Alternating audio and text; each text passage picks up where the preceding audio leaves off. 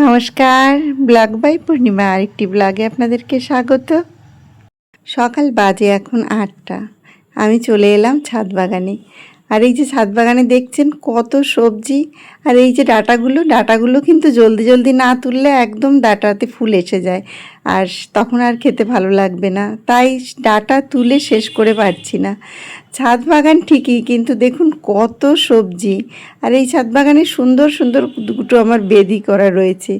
আর এই বেদির মধ্যে এত মানে সবজি হয়, একা তো আমি খেয়েই পারি না, সমস্ত সবাই আত্মীয় স্বজন প্রতিবেশী সবাইকে দিই।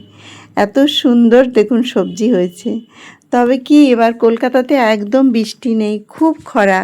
আর এত রৌদ্রের কারণে এত উপরে আমার এই ছাদ বাগান, ঠিক মতন জল দেওয়া হচ্ছে না। আমাকে প্রচুর জল টেনে টেনে জল দিতে হয়। তার জন্য দেখুন গাছগুলো একটু নষ্ট হয়ে গেছে, জ্বলে গেছে পাতাগুলো। জানি না আমার ছাদ বাগানটা হয়তো বেশি দিন আর সুন্দর থাকবে না। বৃষ্টির দেখা কবে মিলবে জানি না সেটা। এখন বৃষ্টি না হলে গাছটা আমার অনেকগুলো গাছ সব নষ্ট হয়ে যাচ্ছে। এত আশা করে এবারে করেছিলাম ছাদ বাগান, সুন্দর উপরে মাচাও করেছি দেখুন। ভেবেছিলাম সুন্দর সবজি হবে, তবে হয়েও ছিল, কিন্তু এবারে এত বৃষ্টি যদি না হয় তাহলে একদম নষ্ট হয়ে যাবে। দেখুন গাছের পাতাগুলো কীরকম ঝলসে গেছে, জল টেনে টেনে আমাকে দিতে হয়। আর এখানে এতটা উঁচুতে এই যে জলের ফোর্সটাও খুব কম, এখানে পাইপ দিয়ে জল দেওয়া যায় না, বালতিতে করে জল নিয়ে নিয়ে ঢালতে হয়। তাতে করে গাছগুলো আমার একদম নষ্ট হয়ে গেল। আর আমার তো ছাদ বাগানের প্রতি ভীষণ মানে কি বলবো ভালোবাসা। একটা গাছ নষ্ট হলে আমার ভীষণ মনটা খারাপ হয়ে যায়। এবার প্রথম আমার ছাদ বাগানে শশা হয়েছে।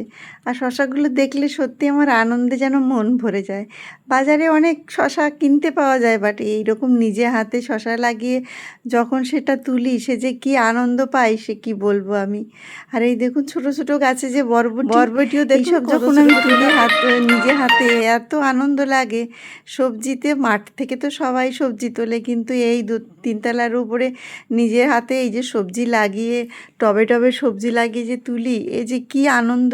আর আমি তো নিজেই সব করি, আমার তো মালি নেই, আমি নিজেই সব করি। আর এই যে কি আনন্দ পাই এরকম সবুজের মধ্যে। সকালবেলায় আমি প্রতিদিন চলে আসি ছাদ বাগানে। আর এই যে দেখছেন এত যে সবজি তুলি, এ তো আমি খাই না, আমি তো 1-2 সবজি খাই। আমার ছেলে মেয়েও অত সবজি খেতে ভালোবাসে না। আশেপাশে আত্মীয় স্বজন প্রতিবেশী সবাইকে দিই, আর এই দিয়ে খাওয়ার আনন্দটাই যেন আলাদা। আর আমার তো ভীষণ ভালো লাগে সবাইকে দিতে। আর যেহেতু ছাদ বাগানে কোনো সার দিই না, কম্পোস্ট সার, এই যে আমার কিচেন কম্পোস্ট, গোবর সার, এইগুলো, আর অন্য কোনো সার দিই না, এর টেস্টও আলাদা। তার জন্য সবাই যারা আমি দিই যাদেরকে, সবাই খুব ভালো খায়। আর তার জন্য আমার দিতেও বেশ ভালো লাগে। তবে আমার ভীষণ কষ্ট হয় যখন করি, কিন্তু এই যে আমি এত ভালোবাসি, আর এটা আমার বলতে পারেন খুব নেশা এবং ভালোবাসা, এই দুটো দিয়েই আমি সব সময়। তবে প্রচণ্ড রোদ ওঠে, রোদের মধ্যেও আমি করি। আর রোদের তাপেও আমার হয়তো ছাদ বাগান আসা আমাকে থামাতে পারে না। আমি এতটাই ছাদ বাগানকে ভালোবাসি। এই দেখুন কি সুন্দর। তবে এই ছাদ বাগানে এই রোদের জন্য সত্যি আমার এবার নষ্ট হয়ে গেল। জানি না বর্ষার দেখা কবে মিলবে। তো দেখুন কত সবজি তুলেছি, তো এগুলো নিয়ে এখন চলুন নিচে যাই। আমি সেই নার্সারি থেকে যে সমস্ত গাছগুলো নিয়ে এসেছিলাম, সেগুলো তো আজ আমি পটগুলো এখন চেঞ্জ করে আমার বাড়ির এই যে বড় বড় পটের মধ্যে শিফট করে দেব।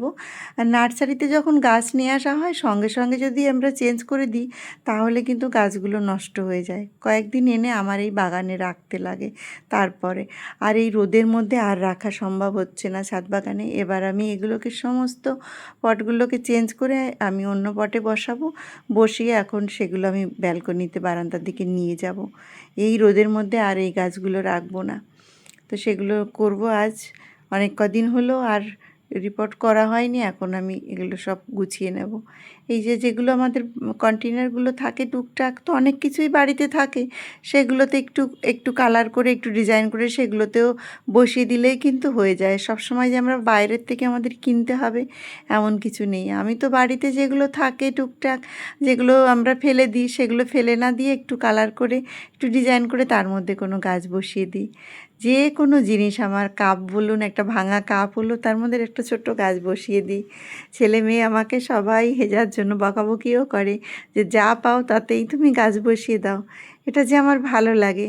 আর কোনো জিনিসই দেখবেন ফেলনা যায় না, কোনো জিনিসই ফেলনা যায় না। যে কোনো জিনিস একটু গুছিয়ে পরিপাটি করে গুছিয়ে যদি আপনি সেটাতে একটা গাছ লাগিয়ে দেন, দেখবেন দেখতে বেশ ভালো লাগে।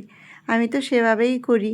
আর এই যে এখন গোবর সার আর একটু ভার্মি কম্পোস্ট এগুলো দিয়ে মিলিয়ে অল্প মাটি তৈরি করে নিয়েছি। এগুলো দিয়ে এখন সমস্ত পটগুলো এখন বসিয়ে দেবো। পট থেকে আর কি গাছগুলো তুলে বসিয়ে দেবো। অনেক গাছ নিয়ে এসেছিলাম নার্সারিতে। নার্সারিতে গেলে তো মনে হয় কোনটাতে ছেড়ে কোনটা নেব, সব গাছই নিয়ে যাই, এরকমই মনে হয়। তো দেখুন এই গাছটি কত সুন্দর পার্পেল কালার, দেখতে বেশ ভালো লাগে। বেশ কিছুদিন আগে আমার এই গাছটি ছিল, তো নষ্ট হয়ে গেছে, আবারও একটি নিয়ে এসেছি। তবে এই গাছ একটি একটি লাগালে এর থেকে অনেকটাই হয়ে যায়, আরও অনেক গাছ বেরিয়ে যাবে, আমি অন্যান্য পটেও তখন লাগাতে পারবো। আর এই যে দেখছেন সামনে যে মানি প্ল্যান্টটা, আমার মানি প্ল্যান্ট আমার বাড়িতে আরও আছে। সেগুলো আমি সুন্দর কাচের বোতলের মধ্যে জল দিয়ে রেখে দিয়েছি, সেটা আবার অন্য এক সময় আপনাদের দেখাবো। জলের মধ্যে হয়েছে, ভীষণ ভালো লাগছে দেখতে। তবে এগুলো আমি কিনে আনিনি, আমাকে আমার বাড়ি যে দিদি আমার বাড়িতে আমার কাজ করে দিদি, আমার হেল্পিং হ্যান্ড, উনি আমাকে এনে দিয়েছে ওই দিদি। তো আমি সেগুলো আবার সুন্দর করে একটা কাচের বোতলের মধ্যে আমি রেখে দিয়েছি অনেকগুলো। সুন্দর হয়েছে, সেটা আপনাদের অন্য দিন দেখাবো। আর এই একটাই মানি প্ল্যান্ট আমি নিয়ে এসেছি, সেটা এটার থেকে দেখবেন অনেক গাছ বেরিয়ে যাবে। তবে এই গাছটির কালারটা ভীষণ মিষ্টি। হ্যাঁ, আর এইটা দেখতেও বেশ ভালো লাগছে। আমার বাড়িতে যেগুলো রয়েছে সেগুলো বেশ অনেকটা বড় হয়ে গেছে, সেটা আপনাদের এখনও দেখাইনি। আর এই দেখুন এই মাটির টবটা কি নোংরা লাগছে দেখতে।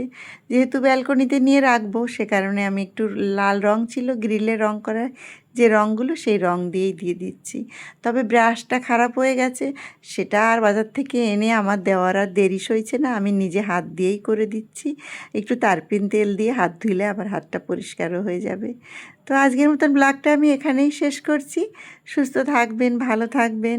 আমার ব্লগটি ভালো লেগে থাকলে প্লিজ একটি লাইক কমেন্ট করে আমার চ্যানেলটি সাবস্ক্রাইব করবেন, সঙ্গে থাকবেন। আবার একটি নতুন ব্লগে দেখা হবে। বাই।